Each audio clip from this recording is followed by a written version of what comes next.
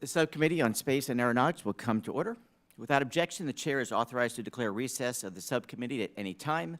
Welcome to today's hearing entitled Step by Step, the Artemis Program and NASA's Path to Human Exploration of the Moon, Mars, and beyond. And with that, I recognize myself for 5 minutes for an opening statement. Welcome to the Space and Aeronautics Subcommittee's first hearing of the 119th Congress. I extend my warm welcome to our ranking member, Congresswoman Foushee from the state of North Carolina, and express my enthusiasm to work with her and her team and the returning members of this subcommittee. 2026 will be a defining year for the legacy of the United States. Next April, NASA is set to launch Artemis II, a mission sending American astronauts into orbit around the moon for the first time in 50 years. If we succeed, we will clear the path for Artemis III in 2027, when American astronauts will once again step onto the lunar surface and plant the stars and stripes. This is the most significant moment of America's space program since the Apollo program. We stand at a crossroads. The world is watching, and our competitors, like Communist China, are racing to beat us there. We cannot afford to fall behind. This is an opportunity to prove that America still leads the world in exploration and innovation. Failure is not an option. To succeed, we need the same relentless pace and ironclad determination today as we won the space race back in the 1960s. With each mission, NASA tested new systems, tackled new challenges, and carried us one step closer to Neil Armstrong's great giant leap for mankind. At the height of the Apollo program, NASA launched 7 crewed missions in less than 2 years. That achievement was fueled by patriotism, urgency, ingenuity, and an unshakable belief in American greatness. Returning to the moon has not been without its challenges. Over the years, changing directions and requirements have resulted in schedule delays and cost overruns. Not only must we return to the moon and establish a presence, but we must do it while spending significantly less money than the Apollo missions. That makes every taxpayer dollar given to NASA precious. We aim to get the Artemis program back on track. Thanks to President Trump, NASA has a clear direction. Now that we must ensure that NASA carries out that direction in the most efficient and cost-effective means possible. I plan to conduct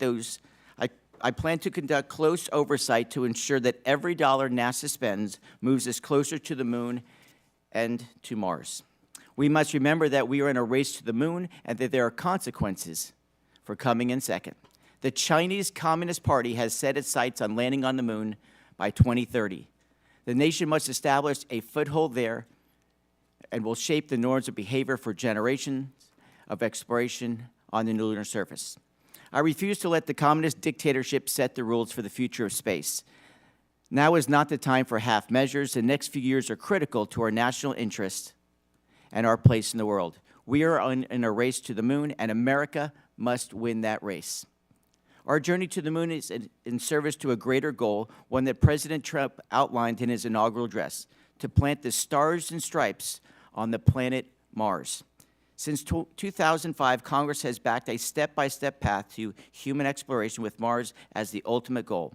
A mission to Mars will be the defining moment of our era. It will be longer and even more difficult than a lunar landing, which is why we must prepare ourselves for the journey. The moon is our critical stepping stone, a proving ground to test technologies, refine operations, and reduce risks for future Mars missions. Every step we take towards the moon is a giant leap towards Mars. To my fellow Americans, you deserve to know where your dollars are spent wisely. We will conduct careful oversight to ensure that NASA operations at the highest standards, and we will settle for nothing less than efficiency, productivity, and results. This is a chance to remind ourselves that what we are capable of when we are united behind a shared goal. Mars is on the horizon, but the moon is where we first prove ourselves. I want to thank our witnesses for joining us today, and let's get to work. With that, I would like to recognize our ranking member from the state of North Carolina, Congresswoman Foushee, and you're recognized.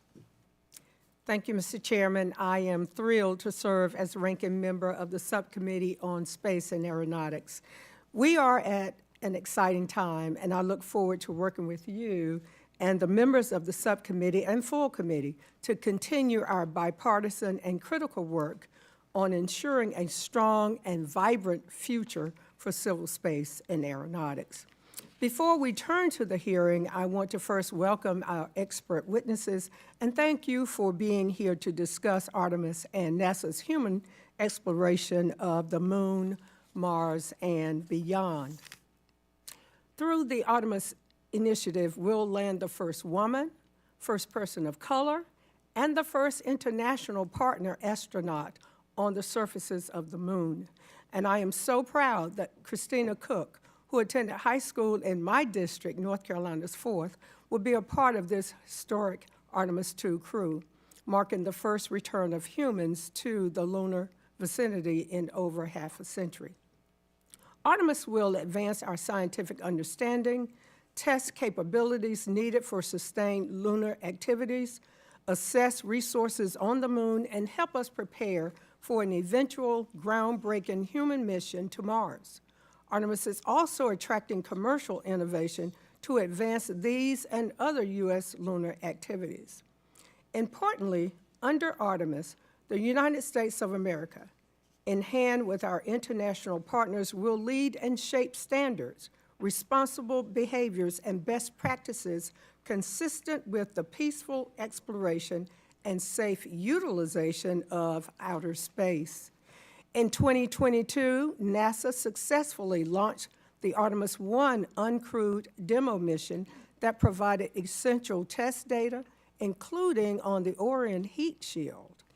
Artemis II preparations are well underway for a crewed demonstration to fly by the far side of the Moon next year. Even today, as we are holding this hearing, a NASA-supported commercial lunar lander, the second to launch in just 2 months, is sitting on the launch pad ready to lift off. Both commercial landers carry NASA instruments and will attempt to set down on the lunar surface in early March. Despite these important milestones, NASA's Artemis campaign is not without challenges, including technical complexities, affordability, and schedule delays. We can and we must seek improvements and corrections, and I mean with a scalpel, not a chainsaw, if we are serious about returning to the Moon with humans successfully again. It will take all of us working together to achieve regular, measurable progress and to ensure that it is done so safely. To that end, I am disappointed that NASA chose not to send a witness to testify today, despite being invited. I certainly hope such practice does not continue.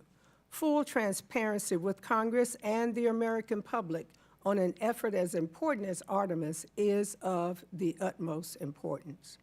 But these are not normal circumstances. At a time when China is laser focused on sending technonauts to the Moon by 2030, I cannot pretend today that the chaos, confusion, and cruelty levied on our federal government workforce by the Trump administration and its destructive executive actions, including the threat of mass firings, will not negatively impact the United States and our standing around the world, or its efforts to return our astronauts, American astronauts, to the surface of the Moon, and to do so before China. I will not sit idly by and let our federal government, including NASA, a national crown jewel, be destroyed, nor will I stand for handing the keys to lunar exploration to China. Doing so jeopardizes our economic and national security and our geopolitical influence. It also risks the space research, technology, and services on which we rely on here on Earth. We must protect and enable these essential capabilities as we also seek to push the boundaries of human exploration and activity beyond low Earth orbit. To the NASA workforce, I want you to know that you are valued. We cannot accomplish NASA's inspiring and historic national endeavors without you. As a ranking member of this subcommittee, I commit to keeping NASA workforce top of mind as we work to reauthorize NASA. You are our most important national asset. Thank you, Mr. Chair, and I yield back. Thank you, Ranking Member Foushee. Also, for the record, before we move on, I would like to request unanimous consent to submit 2 letters for the record. The first is from Space Frontier Foundation, and the second is from Coalition for Deep Space Exploration. Without objection, so ordered. Next, I would, of course, like to welcome our chairman, Chairman Babin. Thank you very much for being here. And with that, I recognize the chairman for his remarks. Thank you very much, Mr. Chairman. After serving at the helm of this subcommittee for so many years, it's going to take a hearing or two to get used to sitting way down here at this end. But today's hearing is especially important as America stands on the verge of returning to the lunar surface. And as the proud representative of NASA's Johnson Space Center, it is also a topic that is very near and dear to me. Space exploration is not a task for the faint of heart. American astronauts have accomplished great feats in space. They have built space stations, operated the space shuttle, and of course walked on the moon. However, these programs are significant undertakings both in time and in resources. In 2005, Congress directed NASA to develop a sustained human presence on the moon as a stepping stone to future exploration of Mars and other destinations. The name and format of the program NASA would use to accomplish this goal changed with time. But in each of the authorization acts that followed over the years, Congress consistently directed NASA to pursue an incremental approach, using intermediate destinations to develop extensible technologies that would enable humans to explore the moon, Mars, and beyond. Given the time and resource-intensive nature of any space mission, successfully carrying out a crewed space exploration program requires that the government maintain continuity of purpose over the course of several years. Changing direction isn't free, and it is incredibly taxing on the United States industrial base. For years, as it evolved from the Constellation program to SLS and Orion, even to an asteroid redirect mission, America's space program has lacked a clear and consistent path. And that is why I was honored to be at President Trump's side when he signed Space Policy Directive 1, more commonly known as SPD-1, in December of 2017.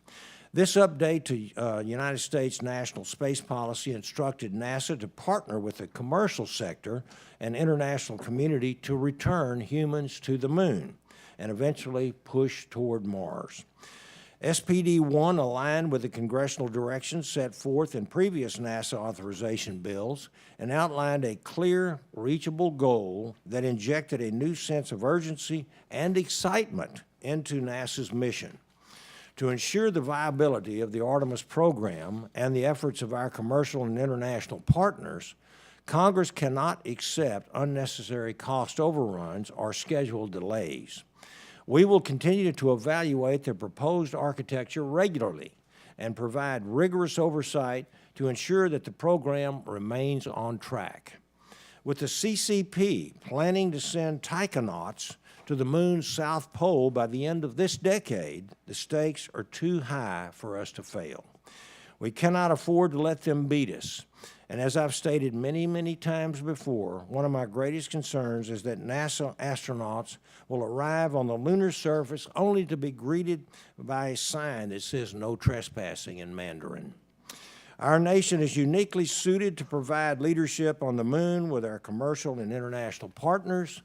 And additionally, the United States will maintain openness and transparency in its operations on the lunar surface, something that we can be certain the CCP will not. We came close to sending a NASA authorization bill to the President's desk late last year. Soon, this committee will once again consider legislation to provide NASA with continued direction for human exploration and many other topics. I look forward to working with my colleagues on the committee and our counterparts in the Senate to finish the job this year. We have a great panel of witnesses, and I want to thank both of them for being here today. who are no strangers to this committee, and I thank them for sharing their expertise with us, and I look forward to a very productive discussion today. With that, I yield back, Mr. Chairman. Thank you, Mr. Chairman. And now I recognize the ranking member of the full committee for a statement. Thank you, Ranking Member Lofgren. You are recognized. Well, thank you, Chairman Aeronautics and Ranking Member Foushee, for holding this hearing to review NASA's Artemis initiative. And I want to welcome the witnesses back to the committee. We appreciate you being here. We're all excited about NASA's Artemis campaign, and we support our Moon to Mars program, and we want the United States to succeed in reestablishing a lunar program in preparation for the even more ambitious goal of being the first to step foot on Mars. Congress has, through successive NASA authorization acts, reaffirmed a continuity of purpose for our nation's human exploration activities, providing a steady hand in directing a stepping-stone approach to human exploration of the Moon, Mars, and even beyond. While important, continuity of purpose alone will not get us to the Moon and Mars. NASA needs sufficient resources, the necessary workforce and skills, safe and modern infrastructure and facilities, and a viable Artemis architecture couched in technical confidence. With each of these requirements, I'm afraid there are more questions than answers. We don't know NASA's funding levels after the continuing resolution runs out on March 14th, just a short few days from now, and whether it will continue at fiscal year 2024 levels or under a fiscal year 2025 appropriation. We don't know if NASA will have the workforce and skills to advance Moon to Mars after President Trump's wrecking ball of destructive executive actions that has led to deferred resignations, threats of layoffs, and a remaining NASA workforce that may be scared, distracted, and demoralized. We don't know when a Trump administration fiscal year 2026 budget proposal that lays out the administration's priorities and proposed funding for NASA will arrive, and whether it will include funding to rebuild aging and unsafe infrastructure or modernize research facilities. And we don't know when the agency will have a Senate-confirmed administrator and deputy administrator to articulate the Trump administration's priorities for NASA.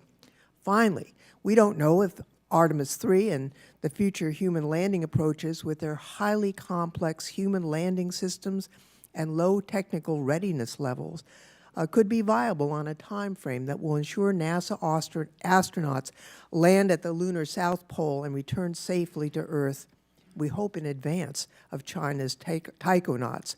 With that, Mr. Chairman, I do hope you will consider holding another hearing once we have a NASA official to testify and the remaining pieces of the puzzle that I've just listed.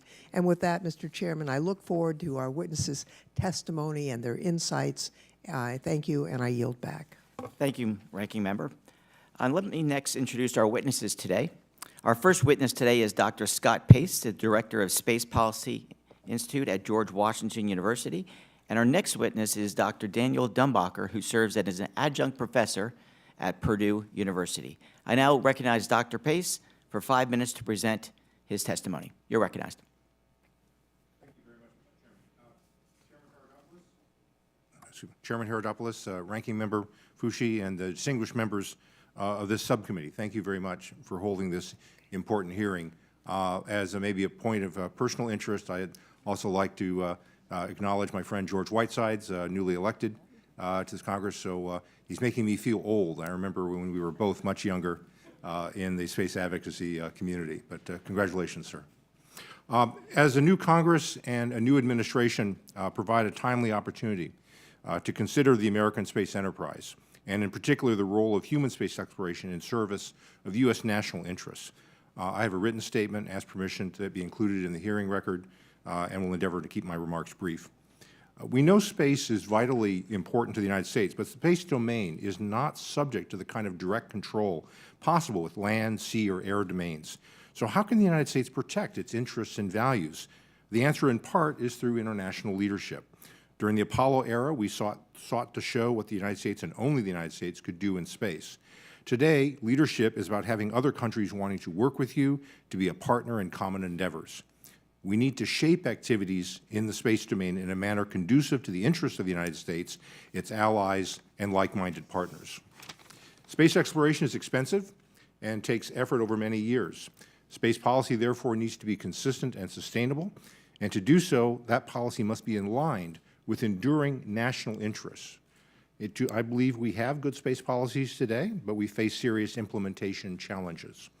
The immediate challenges for U.S. space exploration include ensuring more than one way of getting Americans to orbit, managing the end of the International Space Station, enabling one or more private space stations, creating a sustainable return to the Moon, and building the capabilities to place Americans on Mars.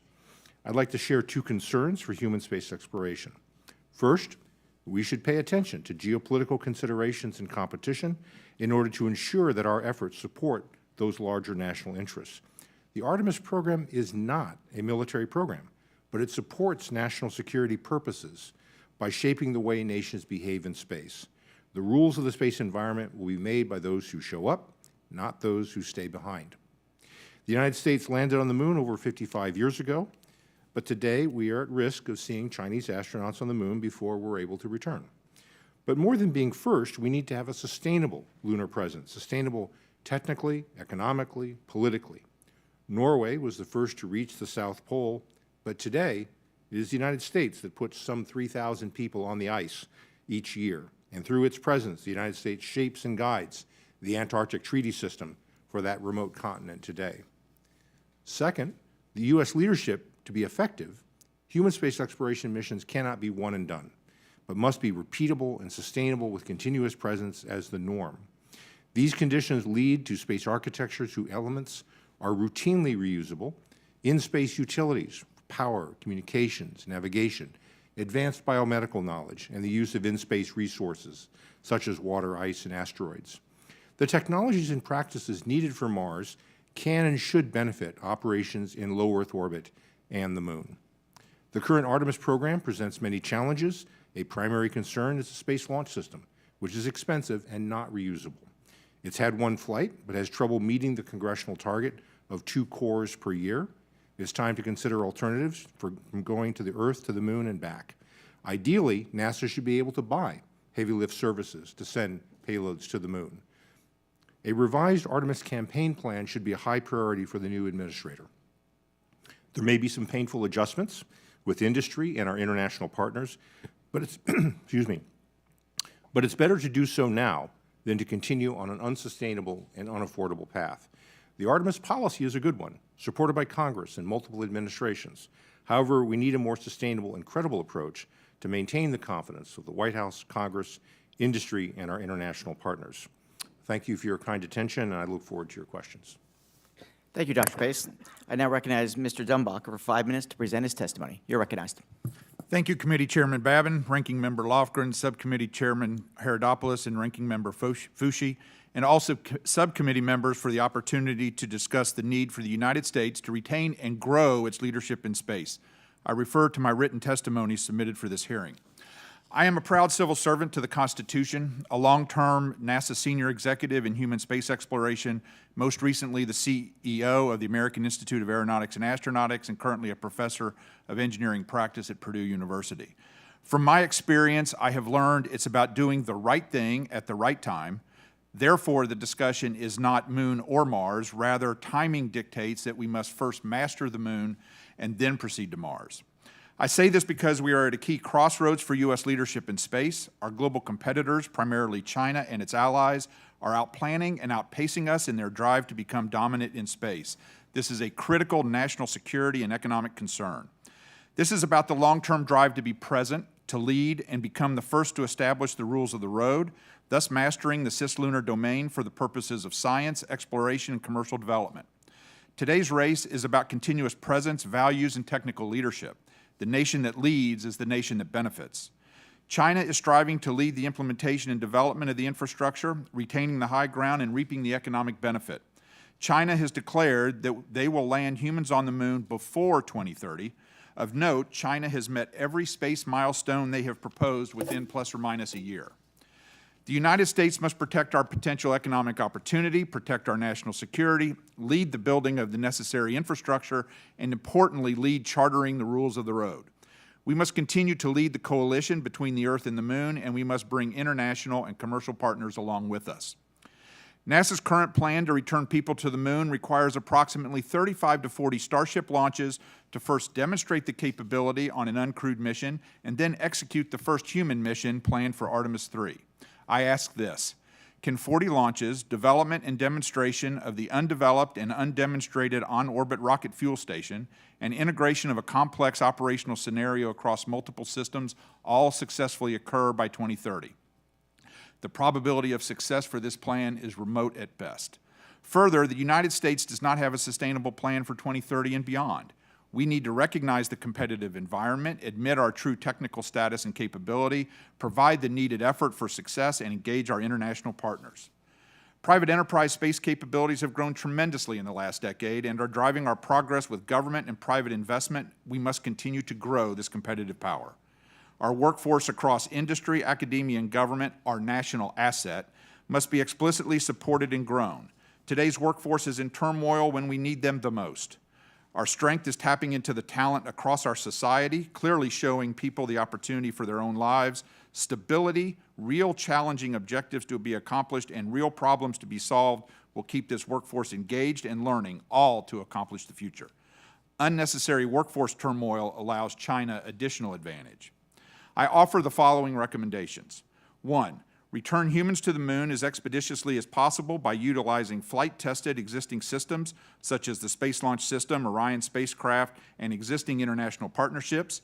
This will require extreme focus by the NASA Industry Artemis team for the goal of returning to the Moon by 2030, assuring the most efficient and technically rigorous efforts are accomplished. Recommendation 2, in parallel, utilizing the growing private space capabilities, government and academia immediately initiate the planning and implementation of the sustainable and efficient approach to retain the United States presence on the Moon, assuring our national security and future economic opportunity consistent with national priorities and policy and the National Academy's decadal surveys. 3, focus the NASA industry workforce on accomplishing the national objectives with real timelines and incentives to incorporate new capabilities from across industry, academic labs, and government labs with urgency and focus. Congress must assure the funding, recommendation 4. Congressmen must assure the funding and policy stability along with the program sustainability to encourage the best and brightest of our people across our society to lead and implement this critical enterprise for our national security and economic opportunity. Thank you for your kind attention and this opportunity to speak. I look forward to your questions. Thank you to both witnesses for testifying today. I now reserve for myself 5 minutes for questions. My first question is, each Artemis mission is a complex web of interdependent systems. I would ask Dr. Pace first. In your view, would any changes to the current Artemis mission architecture get us there faster, or are there more likely to be delays in our return to the Moon? Okay, thank you. That's a great question. One of the things I said in my testimony is I think we need to have a sort of a more immediate campaign plan. The architecture itself, I think the idea of using public-private partnerships for going to low Earth orbit, landing on the Moon, all of that, I think that is basically fine. The policy direction is fine. Where I was particularly pointing at is the need for more sustainable, more reusable systems for going from the Earth to the Moon, which is why I talk about having an on-ramp, if you will, for alternative heavy lift options. The Artemis 2 and 3 cores are already under construction, being built. I wouldn't propose really changing that. I think trying to change that and do something else would produce more delays and would push us past 2030. But as I look beyond that, the next Artemis 2 and 3 missions, maybe 4, we should be thinking about other alternatives we can have to have that sustainable presence. So the first is, can we get back to the Moon, faster? Tons of things to do to work on that, as Dr. Dumbacher says. And then the question is, be able to sustain that and be there over time. That's going to require, I think, changes in what we do and bringing on new capabilities that we do not currently have. Thank you, Dr. Pace. And Mr. Dumbacher, a second question. As the committee has noted, NASA's faced a lot of challenges with Artemis. What lessons could we learn from our private partners who've had so much success over the last few years? One of the lessons we can learn that would be most beneficial would be applying the rapid urgency and focus that we see from our private companies, the ability to solve and rectify problems in a very timely manner, decision velocity being much increased so that it doesn't take, we get decisions in short weeks and not months, which all goes to cost and all goes to affordability.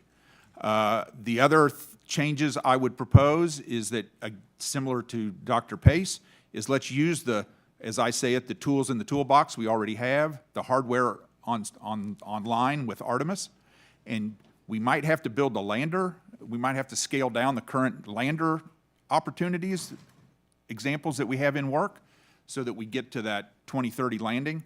But most importantly is get the decision velocity dramatically increased and get the efficiency and the urgency and focus clear all throughout the program. My next question is, how can the U.S. continue to leverage commercial partnerships to outpace international rivals in lunar exploration and beyond, Dr. Pace? I think that's really one of the key things in Space Policy Directive 1. The President put in commercial and international partnerships because it represents a very different way of doing business today than it did during the Apollo program. So we need our international partners to shape the environment. We need commercial partners to actually provide the innovation necessary to, in an affordable and sustainable way, make progress toward the Moon and Mars. I think the partnership there is not just simply one of money going back and forth and who builds what, but also in terms of just cutting down the kind of regulatory oversight that doesn't really always add value. You have small companies around the U.S. who'd be happy to build a couple of hydrogen valves for us, but really don't because the paperwork is just ridiculous and they just really can't do it. There are a lot of reforms that the DoD is looking at in terms of acquisition. Those similar kind of reforms are ones that NASA looks at in acquisition, because what we need to do is shape an industrial base that provides the capability for the United States to explore and go where it wants, when it wants. And one of the things really standing in the way is ourselves, the way we do business. The old styles that we did business that worked, I think, during Apollo, Shuttle, and even Station, are not ones that really work today. We need more commercial companies willing to work with the government and provide things to the government, where in many cases they're not because of the burden that regulatory processes that we require impose on them.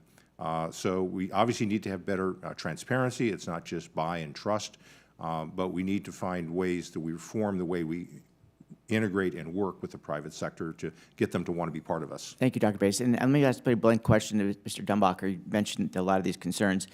If Artemis doesn't work in 2026, as we all hope it will, what would you recommend we do?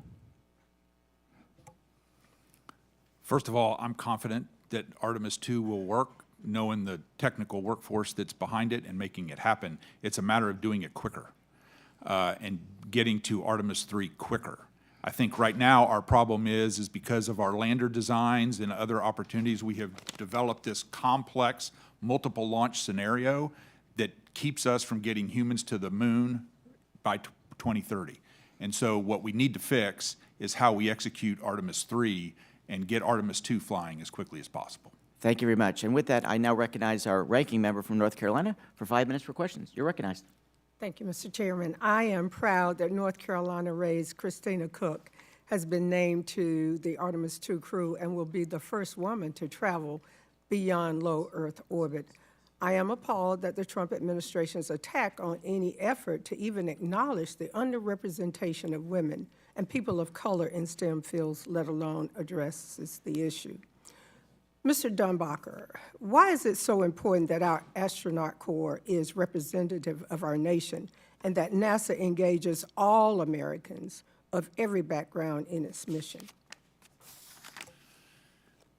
Congresswoman Foushee, one of the things I learned very directly as the CEO of the American Institute of Aeronautics and Astronautics, and also one of the reasons I went back into teaching, is because it's about people need to see themselves and they need to see the opportunity. They need to know that people like them can accomplish and execute. And the more they see of that, the better it is. And it also is critical that those people and their support networks, their family, their friends, their relatives, also see that opportunity. So being representative of society, as the AIAA worked to do over the course of our strategic planning is absolutely critical so that all of our members of our society are engaged and included in what we do. So a follow-up to that is, how will actions that turn away talent and discourage the next generation affect NASA's efforts to return humans to the moon and land the first astronauts on the surface of Mars? Many of the probationary employees who are being considered for layoffs are just getting started in their careers. It is very much a concern, and in fact, over the weekend, I had the chance to talk with former students, NASA employees that are scared. They are concerned because of the turmoil. And believe me, they are some of the smartest people. I am more than happy to turn over the future to them.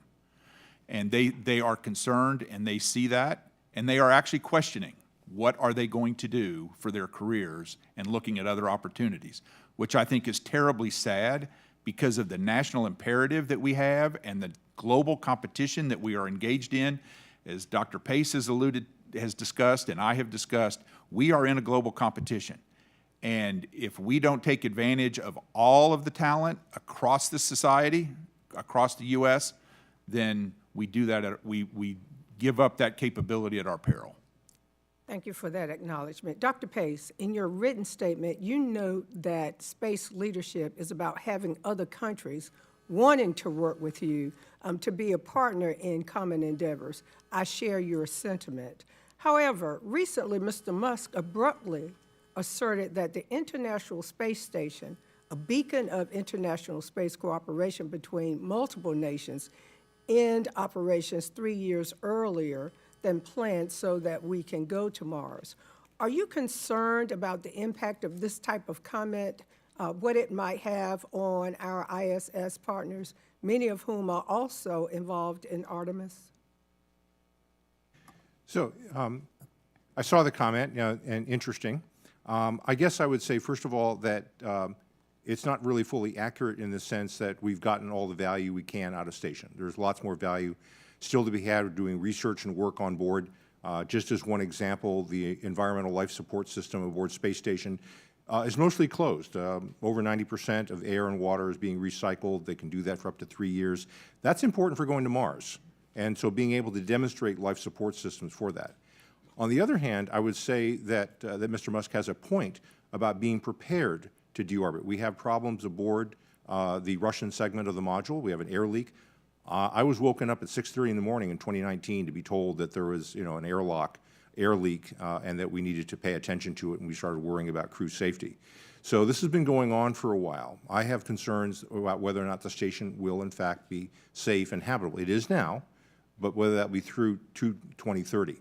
So I think it's wise to be prepared to come down sooner. I just don't think it's because there's not more to do. There's plenty to do, but we do need to be prepared to come down sooner if need be for safety reasons.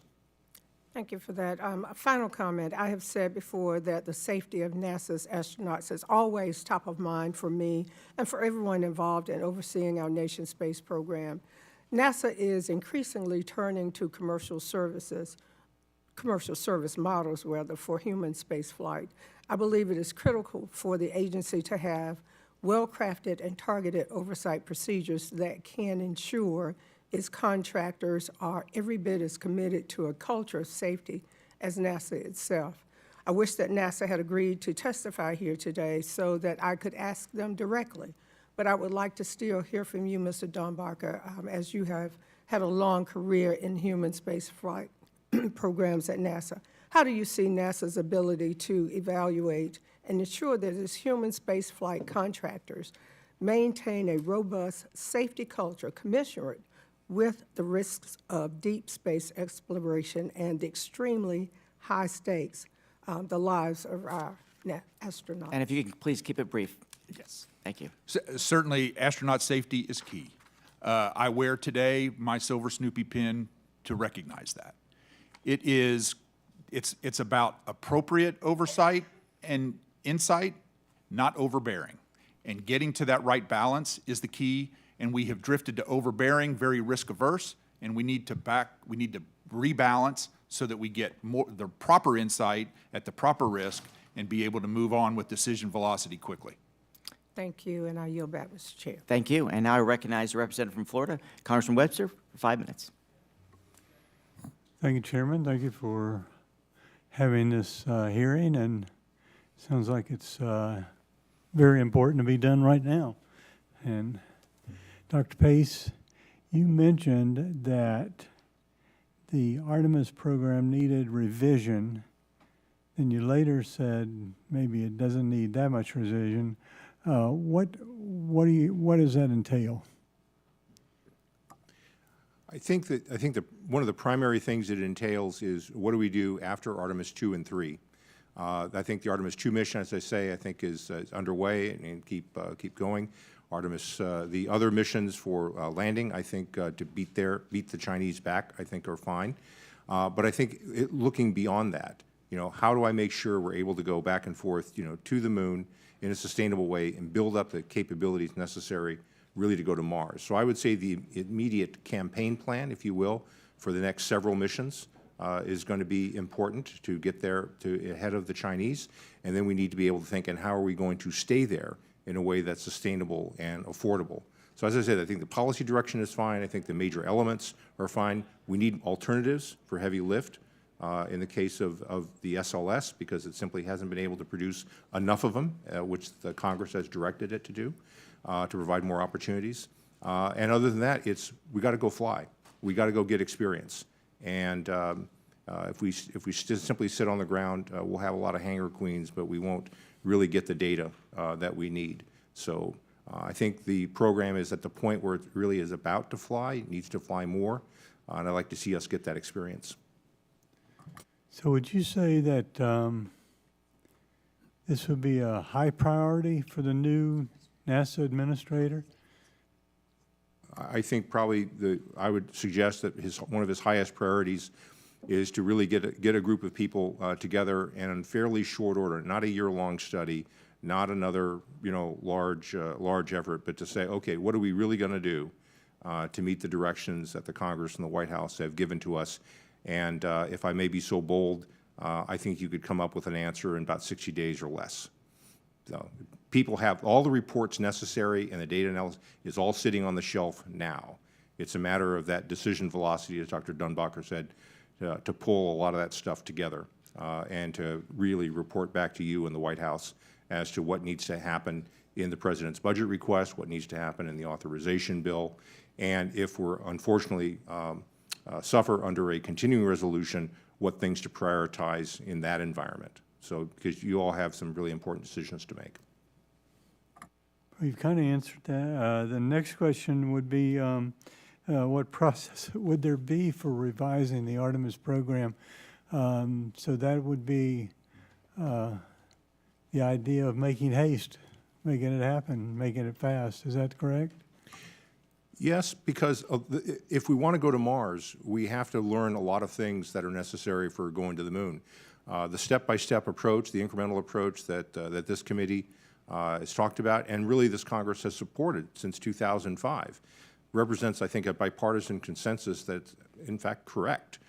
We have to do a lot of work. There's no shortcut. There's no easy way to learn how to live and work and operate in space and get to Mars. So we have to do the work. And the sooner we do the work, the sooner we're going to get there. Okay, well, I think you're right. Get to work. Thank you so much for your time. Reel back. Thank you, Representative Webster. Next, we recognize the Congresswoman from California, Congresswoman Lofgren. You're recognized for 5 minutes. Thank you very much, and thanks to the witnesses for this thoughtful testimony. I am concerned about the impacts of the chaos of recent weeks on our NASA workforce.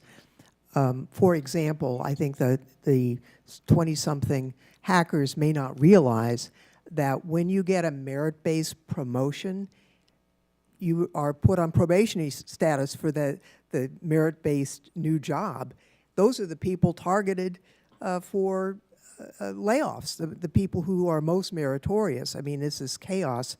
The NASA acting administrator said at a commercial space conference recently that NASA is focused on implementing the executive orders. Instead, I think that NASA's workforce needs to be focused on getting the NASA mission done. I see this firsthand from my constituents who work at Ames Research Center, which is outside my district, of course. But the chaos, the confusion, the whiplash, intimidation, and bullying of the workforce is agency and government-wide. And every day, NASA employees are worried that they or their colleagues are going to be arbitrarily fired, or they're reportedly getting told to hide pride stickers in their cubicles. They don't even know if the administration is going to tell them to abandon the moon altogether. And when it comes to Artemis, I'm also concerned about the unprecedented influence Elon Musk seems to have on strategic direction in this administration. Ranking members Foushee, Sykes, and I have sent letters questioning NASA on so-called DOGE and the potential conflicts of its leadership at NASA. And even though SpaceX has contracts worth billions for developing human landing systems for the return of our astronauts to the moon, Mr. Musk keeps talking about heading straight to Mars. Beyond the obvious fact that this approach could serve his personal interests, I think it's bad policy. And I'd like to ask both of you, Mr. Dumbacher and Dr. Pace, you're both experts.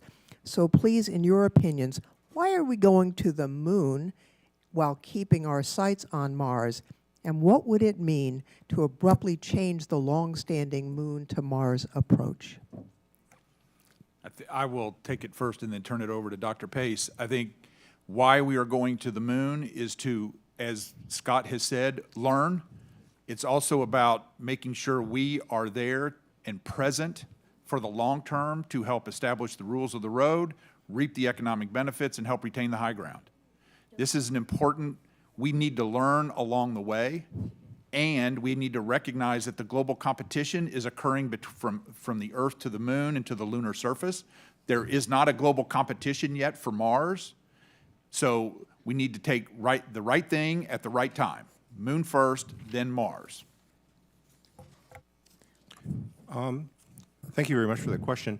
I would say, well, first of all, leadership in space today is different than Apollo. Apollo is about look what we can do by ourselves. Today it's about look what we do that gets other people to want to be with us. I would also submit that the idea of going directly to Mars actually was already tried. It was tried during the Obama administration when they abandoned the moon and said, well, let's go to Mars. Of course, I was very critical of this, not because I was critical of Mars, but because I was critical of a program that I thought was disconnected from geopolitical reality. Other countries really couldn't cooperate with us. And so when SPD-1 was after it was signed, I had the opportunity to be in Tokyo at a major space meeting, and the tenor of the room was completely different. People were like, oh, we can do the moon. What do you need? How can we help? What can be part of it? Yes, they're with us on the idea of Mars as the goal and build forward to that. But to do that separate from where other people are, I think left the U.S. in a worse geopolitical position. Not intentional, but it left us in a worse position as a result.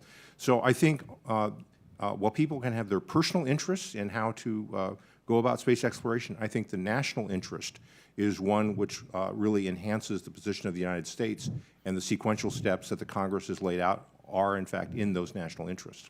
So we need to put our national interest ahead of our personal interests, and I appreciate your insight, and I hope that our committee will maintain its bipartisan effort to support the plan that is workable in the national interest, is likely to beat our major competitor, China, and not go off on wild tangents that appear not to be well thought out. With that, Mr. Chairman, I yield back. Thank you. I now recognize the representative from Georgia, Mr. McCormick, for his 5 minutes of questions. Thank you, Mr. Chair, and congratulations on your new position. I am really excited to be here today and talk to you folks about what works. We are in increasingly difficult times when it comes to global competition. And even countries who are not traditionally known for space travel have done very well, with India putting a aircraft on the far side of the moon for under $100 million. I don't think we could get an organization together to talk about making a spaceship for under $100 million. I mean, that's just the reality of it. We can't get through the administrative process for that much money, let alone actually put metal together and put rocket fuel in something and actually get the technology to work we're not efficient at all. I think we'd all agree on that. And that's one of the reasons that we're falling behind China. You mentioned today about how we're falling behind China because they meet their marks. When they set a goal, they actually get there because, of course, they have a unified government because one person kind of calls the shots, and I get the efficiencies of that. But what I'm looking for is solutions because right now this doesn't affect just getting to the moon or getting to the Mars. This is the way we face intelligence and armed services. We're talking about EMPs. We're talking about space weapons. We're talking about the ability to defend ourselves and be on the offense when it's necessary to take out something that's going to harm American citizens. This is about everything that we hold near and dear. It's not just one thing. My question is, in a time where we're continuing to advance rapidly in the commercial industry, but we're falling way behind in every government contract we do, why aren't we turning to more outside the box thinking when it comes to collaboration, when it comes to when we can see one program's obviously failing, and then you got one man who's putting more spaceships into outer space than all other nations combined, and actually bails NASA out when we leave somebody stranded. Why aren't we doing better collaboration? And what can we do better specifically? I'll give you the first crack, Dr. Pace. I loved your comment, by the way, on the Hangar Queen.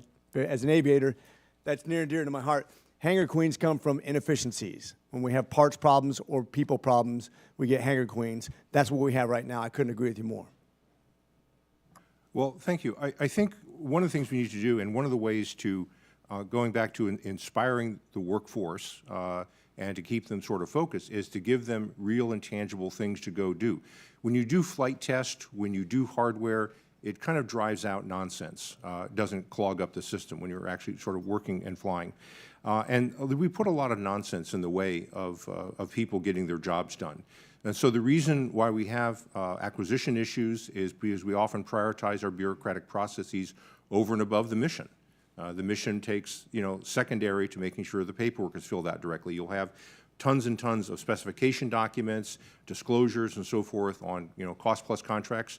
All of it's there and required. It's built in. But you really asked, is this really adding value?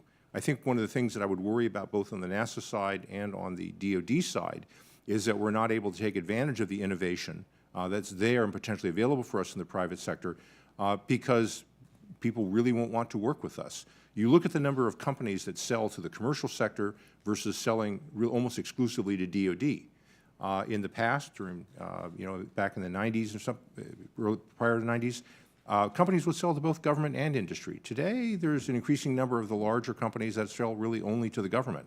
And so there's been kind of a separation in the U.S. industrial base and the economy. We need to sort of take down those barriers to where private companies are more willing to partner and work with the U.S. so we can get that innovation that we need. And you would agree that the private sector is vastly outpacing our capabilities in the government sector? I would say there are some tremendous capabilities in the government sector that don't exist in the private sector. Okay, but the innovation that the private sector is able to do is because they don't have the other burdens that government carries with it. So there are really some smart, capable... You're talking about regulation. I couldn't agree with you more. Regulatory relief and acquisition streamlining is probably one of the most important things common to both defense and NASA's. And that's been holding us back both in private and government space exploration. In a world that is much more innovative and moving much faster than it ever did before. I got about 30 seconds for you to wrap us up, sir. Well, I think to pull a thread a little bit further, I think actually if you give the leadership and the team at NASA and in government a little bit more leeway to go do their job, they will go do it. I have seen firsthand examples inside the agency, and I lived it myself, where given the right leeway, given the right motivation, and given the right resources, we went off and accomplished things. Vertical landing before it became commercial can actually be done in the government and can be done quickly if given the right leeway. I couldn't agree, and just a summary point, Mr. Chair, is that basically when people who are doing the hard work are left alone because they want to be safe. I want to survive my mission. If we're left alone to actually accomplish our missions, we'll be the safest people alive. But if you overregulate us, you overburden us, we will fall behind, and this is a global competition. Thank you so much, gentlemen, and thank you, Mr. Chair.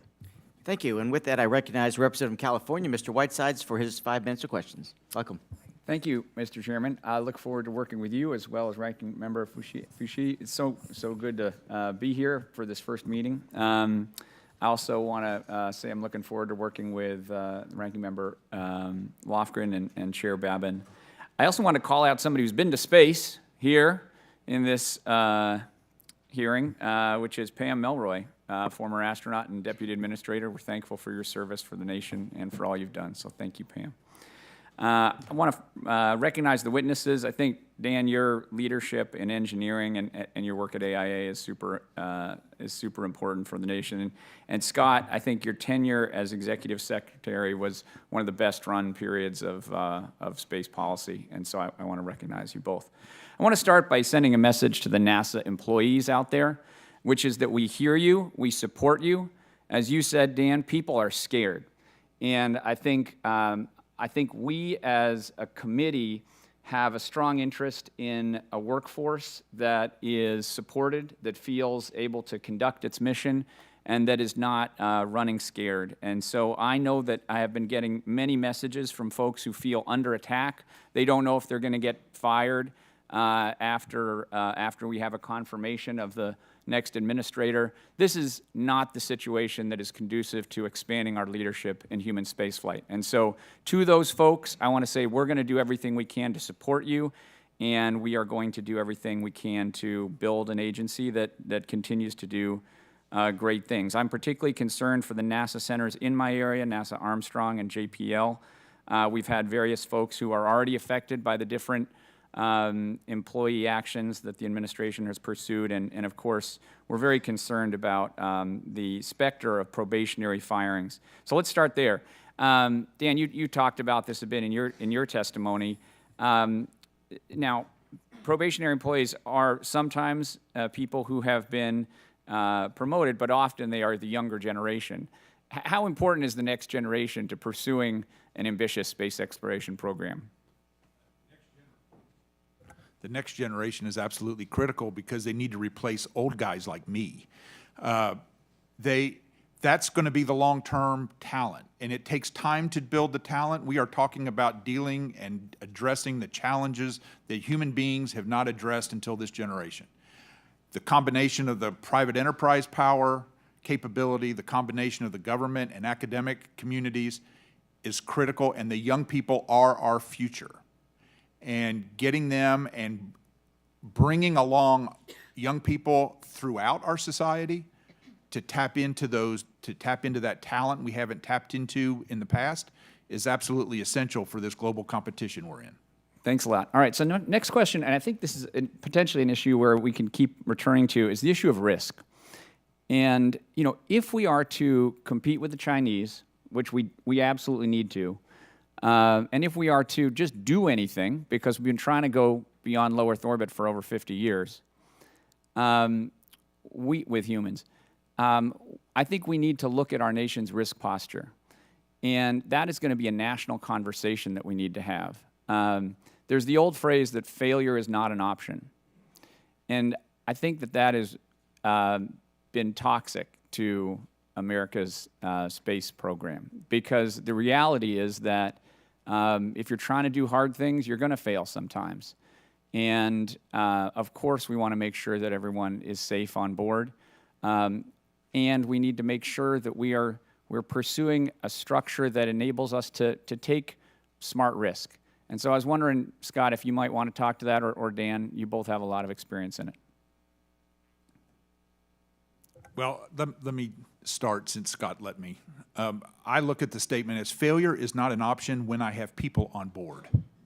Failure is an option when I'm on the test stand trying to understand the limits, and I'm trying to figure out where those limits are so that I can protect the people that are on board that launch vehicle or in that spacecraft.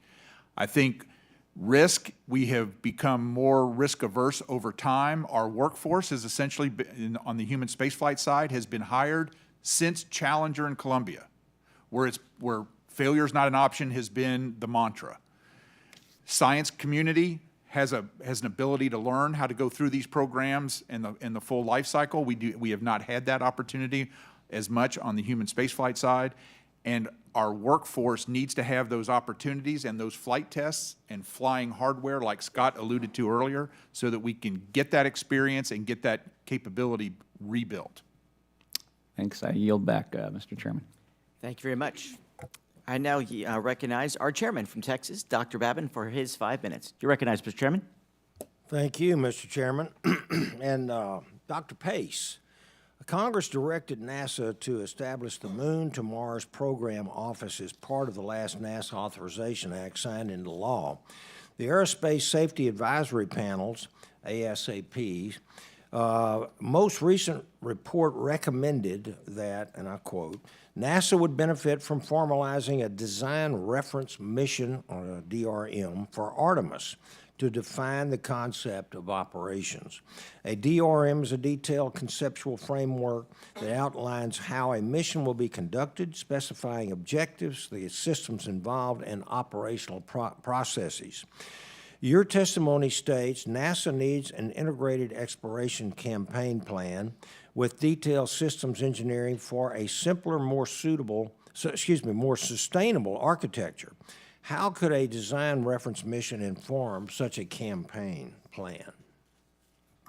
Thank you. That's a great question. And first of all, and thank you to the Congress for creating the Moon to Mars Program Office. I think that was amazingly helpful. It produced more integration across the different elements. And so hopefully you'll have someone from the Moon to Mars Program Office testify maybe at a future session. I hope that is, because I think there's some great people there. I would say the DRMs would be very helpful. Design reference missions were created for the Space Shuttle. There were about 4 of them that the program was designed around. When we did the Artemis program, got it started during the first Trump administration, one of the things that I wanted was a 3-ring binder with a bunch of design reference missions in it to say what was going to actually happen.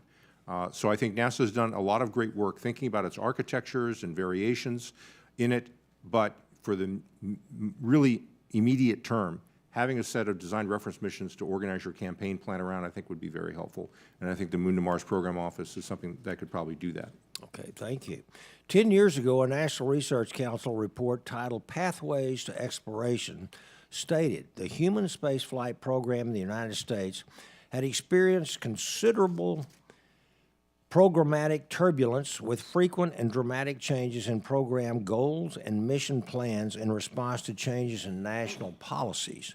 The changes had a high cost in program resources and opportunities and imposed what many feared was an intolerable burden on already constrained human exploration budgets. A later ASAP report stated that NASA faces another challenge that has historically led to disruption and inefficiency and arguably has impact on safety and good systems engineering. This is the challenge of starting over with new programs and directions following administration change. As in prior reports, the ASAP urges constancy of purpose. Failing to stay the course with current programs of record will make it an even longer, costlier, and potentially less safe trip to Mars. Another ASAP report once again expressed this sentiment by stating the ASAP, it reiterates the need for consistent program goals, funding, and schedules, also known as constancy of purpose. Human space flight and exploration are inherently challenging and risky and require far-reaching, long-term national commitment to capitalize on painstakingly achieved knowledge and to realize the results of resource investments. The lack of consistent commitment negatively impacts cost, schedule, and performance, workforce morale, process discipline, and, most importantly, safety. Mr. Dumbacher, to address this issue, President Trump issued Space Policy Directive No. 1 during his first administration that maintained constancy of purpose and reaffirmed NASA's goal to return to the Moon. Can you speak, please, to continuity of purpose at this stage of the Artemis program? Absolutely. I'm happy to. Thank you, Chairman Babin, for that question. And I will also highlight that the National Academy's report you refer to, I use in my class for the students on purpose.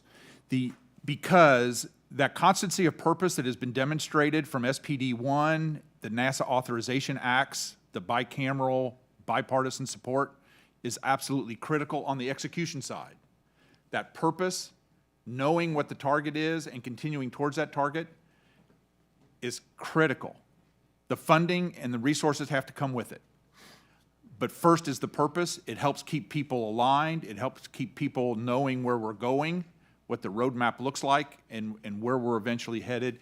Constancy of purpose doesn't mean I can't change down the road. As new capabilities come online, I need to be flexible. I need to take the opportunity. As new private enterprise capabilities come in, I need to be able to include those and maybe get rid of some things and bring in new. That's okay, but the purpose is still the same. I still have the constancy of purpose, and if I still have the resources, we can go make it happen. Thank you. Mr. Chairman, I'm out of time. I may submit this last question for the record. Thank you, Mr. Chairman. Thank you. Next, I recognize the representative from Oregon, Ms. Salinas, for her 5 minutes of questions. Thank you, Chair Herodopoulos and Ranking Member Foushee, and thank you to our witnesses for being here today. My district includes multiple NASA contractors and subcontractors for the Artemis program. Companies like Blue Origin, Axiom, and others support a vibrant ecosystem of small businesses that contribute key components to NASA missions. From machinists like Machine Sciences and Tresky to electronics and software companies like Mentor Graphics and TimberCon, Oregon's 6th district really is a hub for this kind of work. Can you expand on the value of engaging a broad aerospace supply chain, and how does it affect the cost of Artemis programs? And more broadly, what are the implications for America's economic competitiveness? The industrial, Congresswoman, that's an excellent question, and thank you. It highlights a very important point that it's not just scientists and engineers, it's the entire workforce that's needed to go make this happen.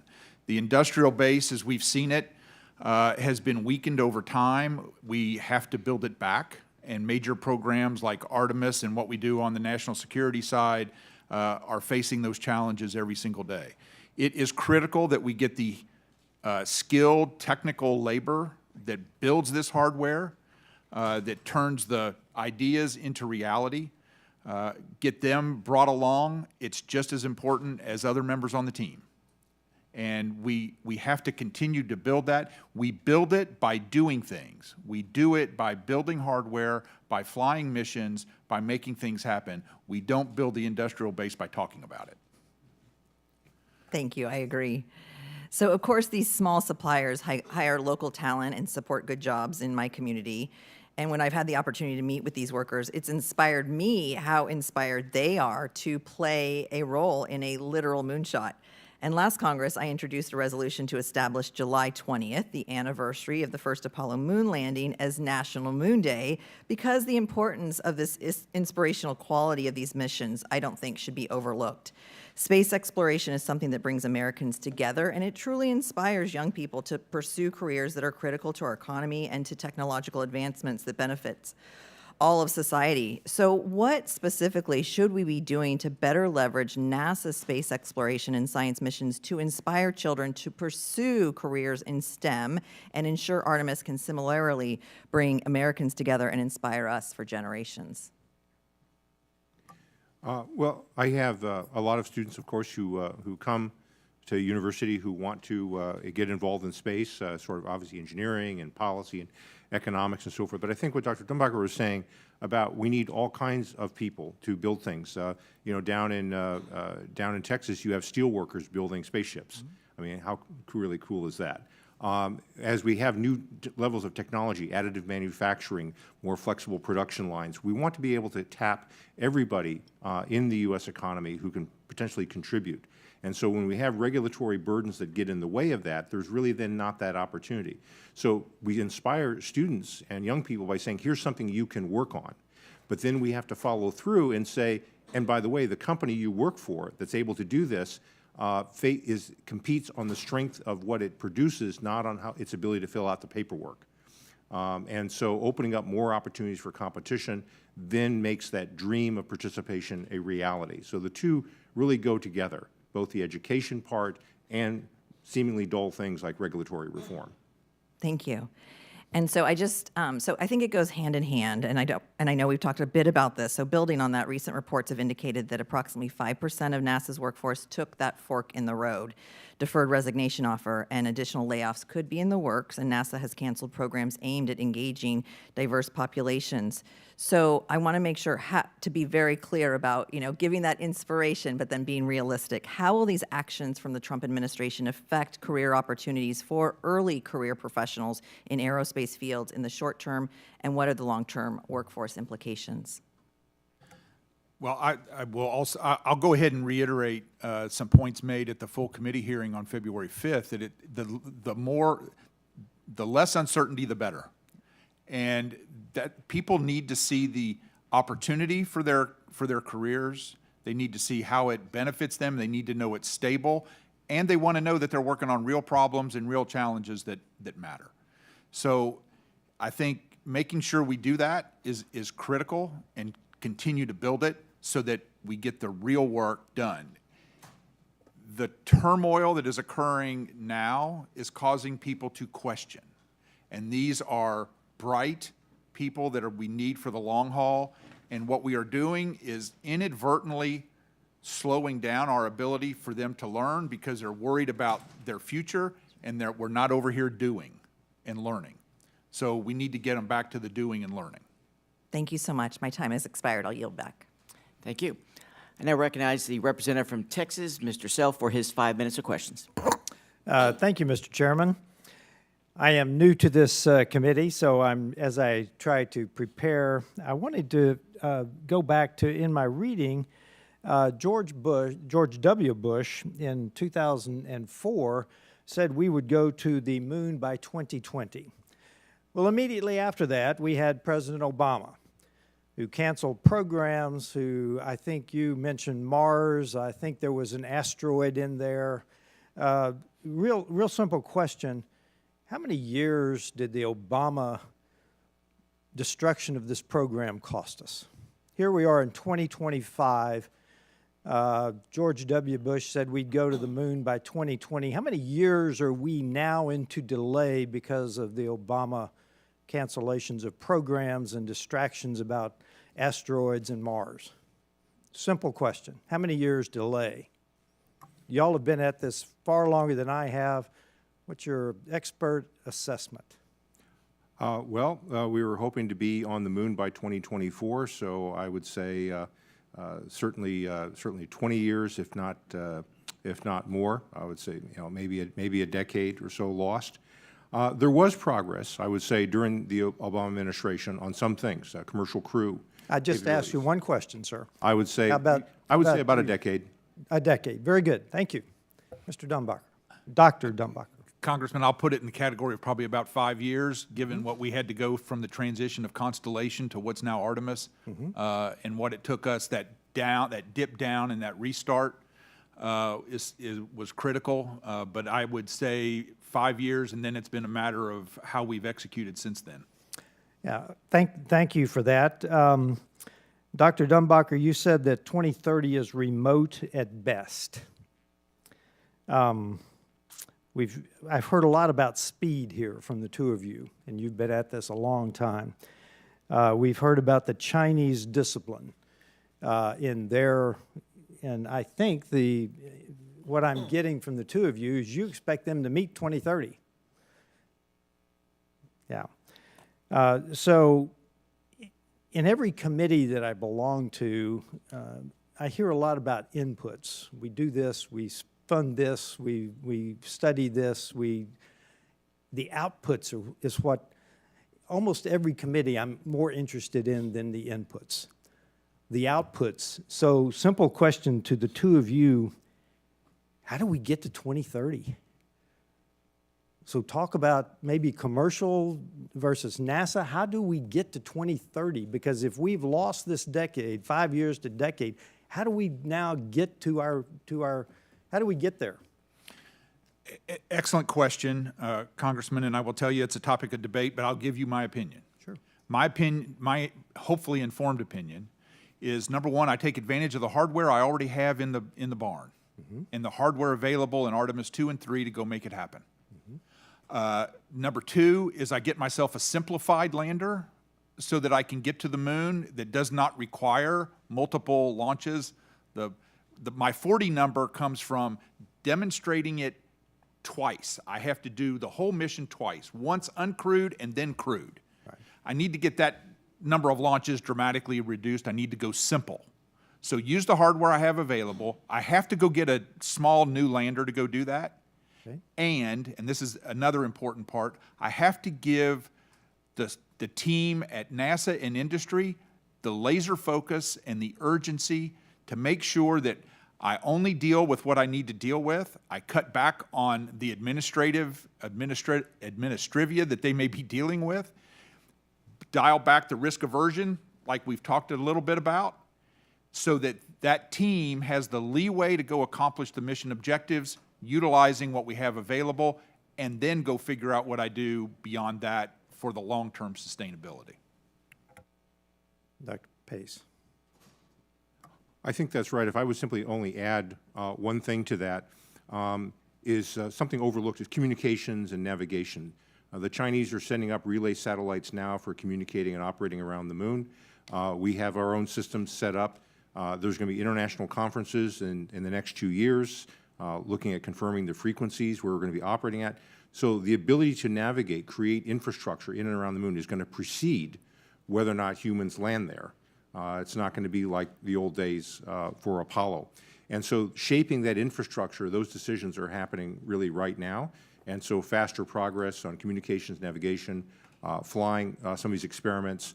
I could go into some more other technical details if you want.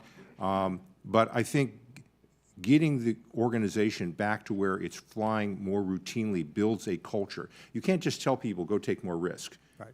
They have to have some experience doing that. We got to give them opportunities for flying. And as I said, just go do it. My time is up, but I will point out we've heard regulations, we've heard risk aversion, so that's Congress's duty. How do we cut down on the regulations and the risk aversion? I will yield back. Thank you. I now recognize the representative from Michigan, Ms. Stevens, for her 5 minutes of questions. Thank you so much, and it's a delight that it's February 26th, and I'm finally speaking in a science committee hearing. You know, we've got a lot of important topics here, and Chair Herodopoulos, we want to welcome and congratulate you to Congress. You're filling big shoes with Mr. Posey, who we loved serving with on this committee, and we deeply care about the U.S. space race. And of course, it's also a delight to have Mr. Babin as our chair, so Lofgren still in her role, Mr. Whiteside's here, we got Salinas. I love all these people. You know, we're a collective committee. But as I was thinking about this topic of ours, and as someone who is very dedicated representative for Michigan, obviously we've got a strong automotive ecosystem, manufacturing sector. A lot of it is diversified into the supply chain of space and our grand competition. I just can't remember when we were last as a Congress talking about a space race, and maybe that was, you know, we did the 50-year anniversary of landing on the moon when I was in my first term. That was in 2019. Now we're a handful of years on.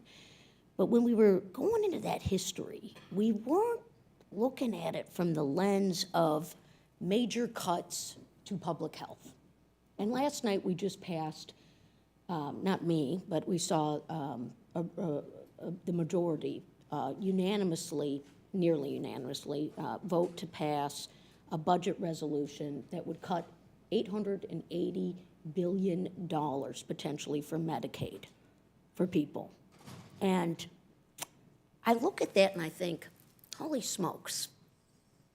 You know, we want to win the race to the future. I got a lot of technical questions for you guys.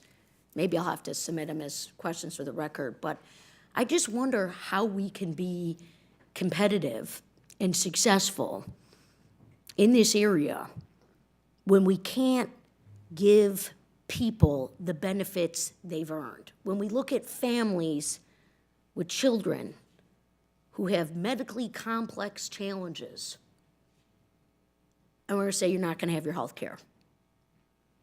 And I look, I don't often bring up health care in this committee. I mean, we've been passing CHIPS bills and science bills up the wazoo. Building Blocks of STEM Act was signed by President Trump into law on December 24, 2019. And that was an equity bill. It was my bill with Dr. Jim Baird and some partners in the Senate. But I just think this is really important to bring up here, because if we're really going to lead as a nation, what we see and what I know that's happening back home reminds me of what was happening when COVID hit. You got a efficiency effort, which is important because we want the best efficiency.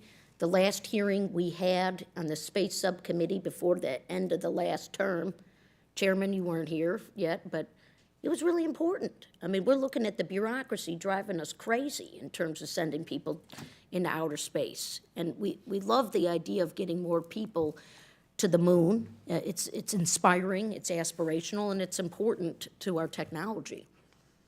But I don't know if we can do it at the expense of people back home having heart palpitations if their school is still going to have special education, when people aren't going to be able to work. And these are my workers in Michigan. You have to, I mean, I got a company called Detroit Flex. They make these great tubes that go into the engines. They were selling into automotive for years and years, and then one of these amazing commercial space companies, you know, has access to it. So I think that's how I wanted to use my 5 minutes here, is to make that point in this audience of very dedicated individuals who are tied in to this Artemis, which I don't want this program to flop. I wish we were talking about ways in which we could effectively use the dollar to keep it going, to trim our bureaucracy, to make us more efficient, to have leadership. But what I'm hearing from home is you got a government that feels really unstable right now. And we're trustees of that government. We're all, you know, everyone at this dais is an elected trustee of that government. So I'll be submitting the more technical questions for the record, and I thank you, gentlemen, for your previous service and your time here today, and I yield back. Thank you. I now recognize the representative from California, Mr. Fong, for his 5 minutes of questions. You're recognized. Thank you, Mr. Chairman, and thank you for hosting this important hearing today. Look forward to working with you on this committee. First, I want to highlight my community's contributions to the Artemis program, specifically at the Air Force Research Laboratories Rocket Lab at Edwards Air Force Base. Blue Origin and the Air Force have established a partnership where Blue Origin is able to use certain Air Force facilities to test Blue Origin's BE-7 engines. This helps ensure the Artemis program is successful, but also leverages the private sector's speed and innovation. And to meet the challenges ahead, our nation needs more public and private partnerships so that we can work together to achieve great things. I did want to ask, both of you, in your testimonies, you described the global competition, the need to act with a sense of urgency for America to win this space race, especially with the competition coming from China. You described some of the importance, you described the importance of leadership in space exploration in terms of our U.S. economic, national security, and scientific interests. In light of my colleague's just statement before, maybe we can take a step back. Can you outline the importance to everyday Americans why we need to engage, why we need to win this new space race? Well, I think at a very high level, and part of it's academic, is we need to win it in order to make sure the environment we depend on. Space is critical to our economy. Space is critical to our military. And if we're second in space, then we're second in being able to shape a domain that our life depends on. You can just imagine the number of ways you use space every day, everything from your GPS to your evening news, to your weather predictions, to your electrical power systems, all these things that we have an infrastructure that we depend on. So we need to protect the space environment. We need to make sure the rules are there that are conducive to our interests. But at another level, more at home in the United States and industry, space is the most important school you can go to. That is, in order to master things in space, you have to master pretty much every aspect of technology and science to do well. And then to bring that all together into a mission that involves humans is even more driving. So it is something that drives your education, that drives your ability to manage large-scale systems. It drives manufacturing. It drives the ability to get people inspired to the next generation. If you look at what China is doing in space, it's for a number of reasons that are fairly self-evident. They want more influence. They want to drive their industry. They want to inspire their own population. and they want to gain skills so they can dominate in other technical fields, not illogical reasons. And so we are in a large-scale competition and struggle in the world, and space is one of those things that gives us the tools necessary to win. So I couldn't agree more. America has to win this space race. You in your testimony mentioned that our missions can't be one and done. They have to be repeatable and sustainable. And you've kind of touched on the regulatory burdens. You've touched on barriers. You've touched on acquisition streamlining. I did want to ask specifically if there were specific regulations or specific provisions that you could mention, if we can dive into the weeds a little bit, that we need to examine. And I don't know if there's a level of tiers of priority that you would highlight. And that goes to both of you, if both of you want to answer that. I think I'm sure we could bore everyone in the room by tearing down some of the regs. I think the number one thing that I would say is to push responsibility down and to the agencies and hold them accountable. Don't have a one-size-fits all. Take a scalpel, not just a grenade, to those things, and give the agencies both the leadership direction and the top cover necessary to go and experiment. I think, as Dr. Dumbacher said, we can actually do a lot of amazing things in getting stuff done if people think that they're not going to be penalized for trying and doing that. So I think agency accountability, I think pressing things down to a lower level in the agencies, and I think those might be questions that will come up in Mr. Isaacman's confirmation hearing. And Congressman, I'm fully with Dr. Pace's answer. I think we're having the right kind of conversations about regulation for human spaceflight and other things via the FAA activities and some of the others that I've been familiar with, and we're working through that. And I think we need to, as Scott has said, give people the leeway and hold them accountable to go experiment, and this nation can accomplish great things. I want to thank you for your testimony and guidance. My time's run out, but this is critically important, especially I think we need to tell the story of how our lives, our daily lives, are impacted with space, and how we need to continue to invest and continue to be dominant in this arena, especially with the competition that comes from China. Mr. Chairman, I yield back. Thank you. I recognize the representative from New York, Ms. Gillen, for her 5 minutes of questions. Great. Well, thank you. Thank you, Chairman Mike Haradopoulos, my new fellow freshman, and thank you to Ranking Member Foushee, and thank you to our witnesses. I'm very much looking forward to working together in a bipartisan manner with my colleagues on the subcommittee to strengthen the American leadership in space. Mr. Dumbacher, as you know, the United States and China are in a race to get our astronauts back on the moon, which has enormous stakes for our national security. I'm very concerned that because China uses its space program to conceal military intentions under the guise of research, what are the consequences for our national security if U.S. and for the United States if China is the first to land crewed mission or even establish a lab on the moon? Well, again, as we've discussed, it's about the presence. It's about being there, and by being there, that's how you establish your value system, your leadership, and the rules of the road for our nation. I think it's absolutely critical.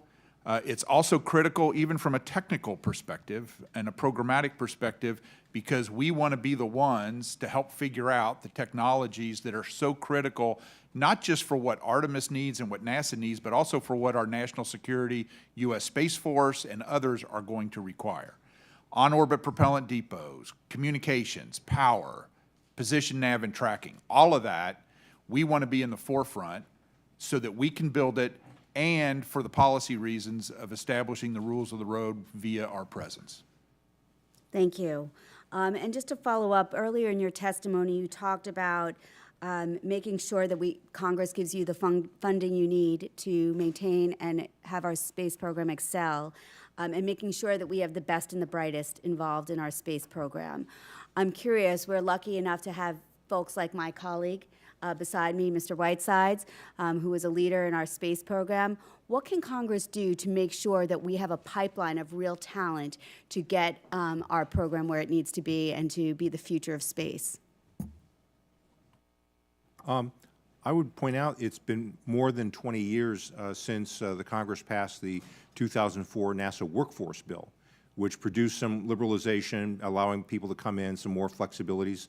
I think a topic for the next administrator is a new NASA workforce bill to look at how maybe people can go more easily to industry, from industry back in to government in a disciplined sort of way.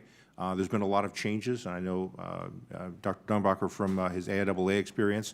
I think if that gets folded into a NASA authorization bill, great, but I think re-looking at the NASA workforce bill after 20 years might be a good use. Thank you, sir. I yield back. Thank you. I now recognize the representative from Utah, Dr. Kennedy, for his 5 minutes of questions. You're recognized. Thank you, Mr. Chair. It's an honor to be with you and with this committee. It's very exciting. Thank you to the witnesses for being here to consider us going to the moon and beyond. So in the state of Utah, Northrop Grumman's state-of-the-art facilities are central to the development of solid rocket boosters for some of the most ambitious missions we've embarked upon. These boosters are key to propelling spacecraft like NASA's Space Launch System, which is set to carry astronauts deeper into space than ever before, including the planned missions to the moon under the Artemis program and eventually to Mars. So, Mr. Dumbacher, if you would help me, how will the Artemis technology and knowledge for the moon mission be leveraged for future missions to Mars and beyond? Well, the technology that we do for the moon is essential for being able to go to Mars because, one, we're going to learn from a technology perspective, the transportation systems, as you've mentioned, the communication, the power, the nav. We need to realize something. Going to the moon, I'm days away from home. Going to Mars, I'm months away. It's 240,000 miles versus 35 million. So I have to learn not just the technical, how to do the communications, how to do the power, how to do the environmental control and life support. I also have to learn how to do the operations. I have to learn where the decision-making needs to be because of the time delays in the communication. And that the astronauts will have to react on site and not be able to have as much help from home because of the time delay. I need to work through all of that. And I do that by operating at the moon, going through the new mission scenarios, and then eventually going out to Mars with that knowledge. My analogy for it is I don't take my Girl Scouts and Boy Scouts out to the Grand Canyon on their first camping trip. I take them to the local backyard, state park, and then I might go out to the local national park before I take them to the Grand Canyon. It's the same kind of thing, where we need to learn along the way, and the moon is that stepping stone for us so that we can learn how to do those things and then go to Mars. Thank you for that answer. And Dr. Pace, if I can ask you this question, we're in the state of Utah privileged to have the Space Dynamics Laboratory at Utah State University. The SDL's talented workforce includes scientists, engineers, and business professionals dedicated to providing solutions that support all mission phases from concept to completion. Utah State has been working closely with NASA on the robotics portion of Artemis. One of the programs they are working on with NASA's Jet Propulsion Lab is specifically a heterodyne OH lunar miniature spectrometer, go ahead and say that 3 times fast, looking for water on the moon, which is an important function associated with manned missions. There are some major challenges that need to be overcome to go to Mars. Some close to the administration have publicly advocated for going straight to Mars, bypassing the moon, dismissing it, since we have already been there. So my question is this a serious consideration by the administration, or will the moon continue to be the immediate focus? Well, since I'm in academia, I really can't speak for the administration, on these things. I would say that I would look to the guidance that the Congress has already laid out. I would look to the existing space policy in SPD1 and space policy for 2020 that's still there. And I would look to the logic of, what we need to do to succeed. So I think it's fine for people to push and say, why can't we do this? Why can't we do that? Not simply to take things as a given. So I think responding to those questions is perfectly fine. But I think the stepping stone approach that this Congress has done over a few decades still remains the right direction. Thank you, and thank you for not speaking for the administration. There's a lot on the left that seem to want to speak for the administration on a regular basis about what's happening around here, but I appreciate your restraint in holding off on that. A follow-up question on that: if the moon continues to be a focus, will emphasis be placed on the manned or robotic part of Artemis, or will it be a balanced portfolio? And either one of you, if you have an opinion about that, I'm open to it. I think, Congressman, my thoughts on that are that it needs to be the balanced program, because I need to go figure out where the resources are, how much is there, and I can do a lot of this robotically, and the proper synergy between a robotic program and the human program is how we get to the best benefit. I send the scouts out robotically, and then I bring the humans. And I think the balanced portfolio is the proper answer. Thanks. I love the Scout analogy. I enjoyed being a Boy Scout myself, and it sounds like you're doing good work for the young, which actually is my final question. Is we've had 2 Utah student teams in the past 2 years who were funded under the Big Idea Challenge, which has a yearly theme to contribute to the future of the Artemis program with specific challenges in lunar operations. The 2024 Big Idea team was from Brigham Young University, my alma mater ×2, and they developed an untethered and modular inflatable robot for lunar operations. What can NASA do to enhance academic partnerships which contribute to our mission to go to the moon, Mars, and beyond? What, in your opinion, do you think about that? I think I will actually point to the Office of STEM Engagement at NASA has done a tremendous job over the last several years, strategically and all the way through implementation of growing that capability. They have done a masterful job of marshaling the resources, doing it efficiently and quickly. And right now their hindrance is funding that's holding them back from being able to do more. We just need to do more. Thank you for those answers. My time has expired. Mr. Chair, I'll yield back. Thank you, Dr. Kenny. I know we're waiting for Mrs. Rivas. She's on her way, understanding? Congresswoman from California. We'll give her a little time. No problem.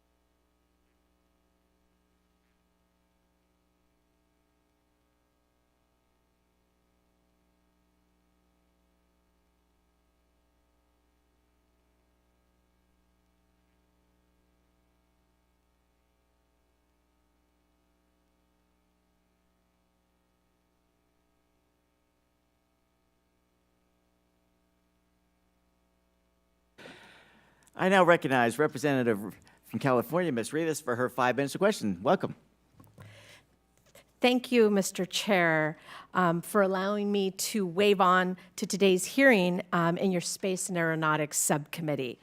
I have deep concerns about the Trump administration's attacks on our federal workforce and how it will impact NASA and the Artemis campaign. Just outside my district is NASA's Jet Propulsion Laboratory. The space workforce in and around my district understand the disruption and difficulty of layoffs in the space sector all too well after JPL laid off almost 850 people last year. Any reduction to the space workforce will negatively impact our communities, our future, and our country's competitiveness. In fact, it was the team at JPL that brought a methane leak in my district to the public's attention in 2020.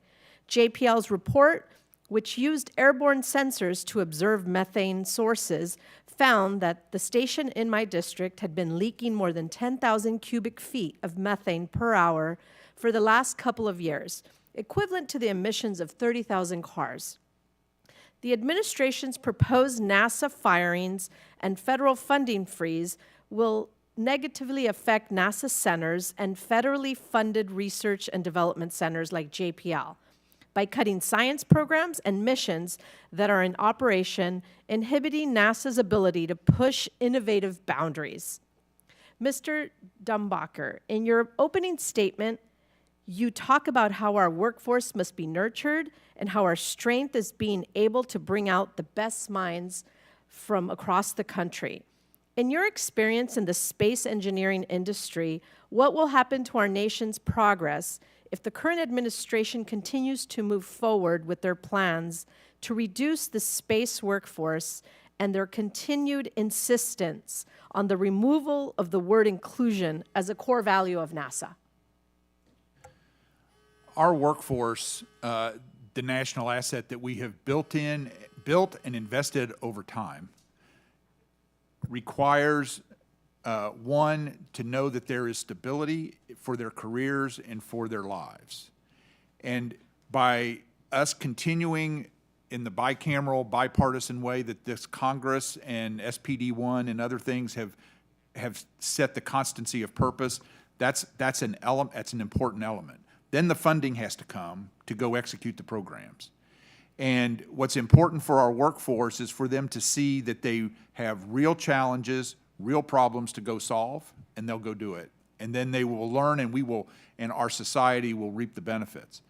That's the important part. And we also have to realize that in this global competition, we need to tap all of the resources across this country to be able to compete with others. Just because China has a larger population than we do, we graduate 10 to 20% of the number of engineers on an annual basis at the undergraduate level compared to the Chinese. We're not going to win the numbers game. What we need to do is get the perspective, the talent, and tap into those communities that we haven't tapped into before to help make sure we're bringing all of the talent to bear across this country. Thank you. I agree. You know, as you may know, I'm the only Latina in Congress who is an engineer. I'm also the co-chair of the bipartisan Congressional STEM Education Caucus. And, you know, ensuring that all Americans, especially women and girls of color, can see the first woman and the first person of color land on the moon is essential to the vision of this campaign. Your written opening statement mentioned that only 10% of our engineering graduates are Hispanic. In your view, what needs to be done to improve this number?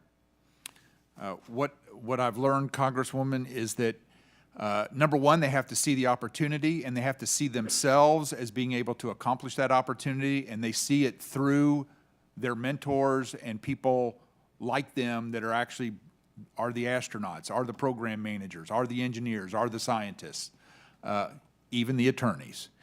And they need to see that capability, and then their networks, their support structure, their families, their friends, their relatives need to also understand the opportunity and see that as an opportunity to help build it. And then we also need to help them through their educational journey, because it's a challenge, and it always will be.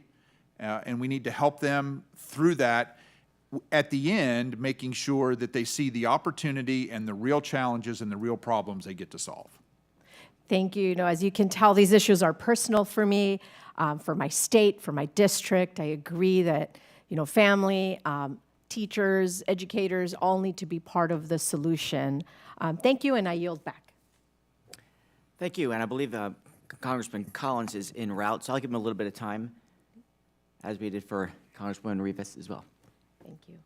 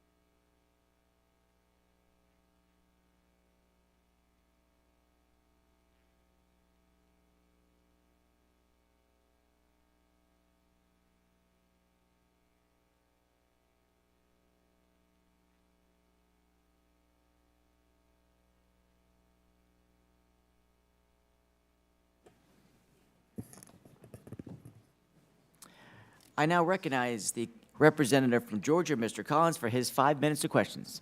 Goodness. Thank you, Mr. Chair. And I appreciate you giving me a few minutes to get in here. Somehow, I've only been coming here 2 years, but I got lost. You might figure Rayburn? No. I kind of wanted to tee off of a couple things that y'all were saying in your opening testimony, and I also want to kind of intertwine that with the hearing that we had yesterday in natural resources, because I think they kind of go hand in hand. And as far as my background, I'm a small business person, been an entrepreneur all my life, and just started this in the 118th Congress. So I like to look at things from a small business and an entrepreneurship type of frame. And I know in today's age that we are in a different light, as the chairman said, just not productivity and efficiency, but saving the American taxpayer money, being productive, but yet being efficient at the same time. And we know that Artemis has had a few setbacks and a few problems. But I just want to go and take a look at what's out there and what's available and where the world is going. And yesterday, when we had our hearing, there were two companies there, and I don't know if y'all may not know them or may know them. One of them was Astroforge, who is doing deep space exploration, and the other one is StarPath. And StarPath, I thought, had a really unique look on what they're simply a mining company. And we're talking about mining critical minerals and in this case, rocket propellant fuel. And their whole niche was to make it cheaper to get to the moon and back. In their words, they were going to be a gas station on the moon. You know, the rocket ship, SpaceX, whoever comes lands, NASA comes and lands, and while they're doing their business, people like StarPath will check the tires, the oil, and fill them up with propellant fuel to get them back, which we all know would save weight and save fuel. And so what I kind of want to, and I guess, Dr. Pace, I'll ask you this question, and then I want to ask both of you the same thing. But, you know, because NASA programs, they often do struggle with staying on schedule and staying on budget. And so what is needed? And I can go over some other examples on some other committees where we do appropriations every year for the same project, and it just gets really crazy because it doesn't work. But what are some realistic budget, program architectural things within NASA that may help? Sure. I think something that was done in the last Trump administration, we were trying to get the NASA budget up to roughly where it was at the end of the Cold War. And if we had the same budget power today that we did around 1992, the NASA budget would be $30 to $33 billion. So there's been a long-term decline in the NASA budget over time. When talking about that, the pushback that I got was, great, happy to see more money going to NASA, but show me where the innovation is. Give me something that's innovative and new, not just another program of record. I mean, that was really the challenge. So I think if you're challenging NASA to say, okay, you need more resources, first tell me, how are you going to do this in a more sort of innovative kind of way? I think one of the ways you save money is by thinking about those things that only the government can do versus those things the private sector can do. Just like we have a U.S. Geological Survey to go out and do some basic information, I think that NASA has a role in doing basic science, understanding what resources might be there on the moon. But as soon as possible, transition over to where NASA simply buys those resources, buys it as a service from these kind of commercial companies. So the way you do it, one is by pushing for innovation, and two, making sure that NASA only does those things that really only the government can do. And if at all possible to give the private sector a shot, they should get that shot. So I'm going to come from my personal experience. Scott just said the things that NASA ought to be doing when they're doing them, do it with the right size team, with a team that has the leeway to go execute on that program and has the discipline to manage that program and to make it happen on the schedule and to meet the technical objectives. I have personal experience that I managed personally and had a small team that delivered on the objectives, on schedule, 10% under budget. And it was the first vertical landing rocket that this country had done, and that workforce then went to SpaceX and Blue Origin. It can be done with the right discipline. the right people, the right leeway, and the right discipline. Right, and I would agree with you. And I think that's where I was alluding to, like even with StarPath. Have I burned 5 minutes? Holy cow. I knew I talked slow being from the South, and I think that's where I was going with things like StarPath. I mean, they're talking about they could potentially be on the moon by 2026. That's their goals, and to set up and start mining. And anytime you can take a public, and I didn't know what else you saw out there, public-private partnerships that might be available that we need to be looking at from up here. So, well, I'm out of time. I see that. I had another question, but Well, that's thank you, okay. Congressman Collins. All right, and with that, that is all of our members here today. I want to thank the witnesses for their valuable testimony and candid opinions as well. Thank you. I want to also thank the members for their thoughtful questions, and I look forward to working with my ranking member as we proceed this year. I appreciate the thoughtful comments today, and the record will remain open for 10 days for additional comments and written questions from members. And with that, this hearing is adjourned. Hey, man, y'all cut me. I saw my clock go down to 1 minute. I don't know what you're talking about.